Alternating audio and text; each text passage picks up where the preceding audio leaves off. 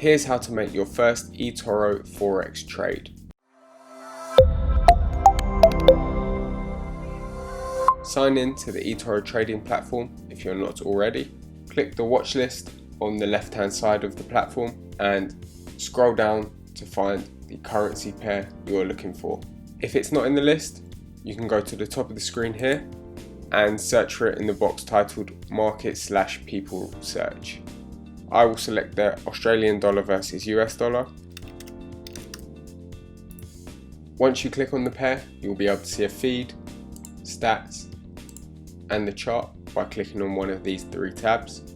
Click the blue trade button in the top right corner. This will open up a pop-up with buy pre-selected at the top. You can select either sell or buy at the top depending on where you think the price is heading. If you think the price will drop, select sell, and if you think the price will increase, select buy.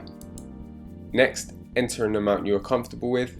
Be careful, as the bigger the amount, the bigger the risk and of course the potential reward. Next, move on to stop loss and enter an amount you are comfortable with. This can either be set at a certain price or a dollar amount by clicking here.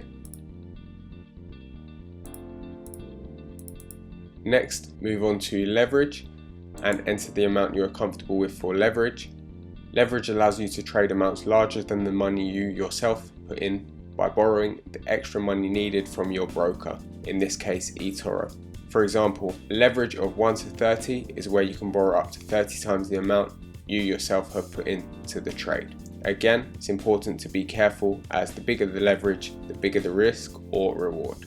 Finally, enter the amount you are comfortable with for take profit. This too can be set in dollars or at a specific price. Now the last thing to do is hit the blue open trade button at the bottom. And that's it, you've made your first trade. You can view your trade and its details, for example the current profit and loss, in the portfolio tab below the watch list on the left hand side of the screen.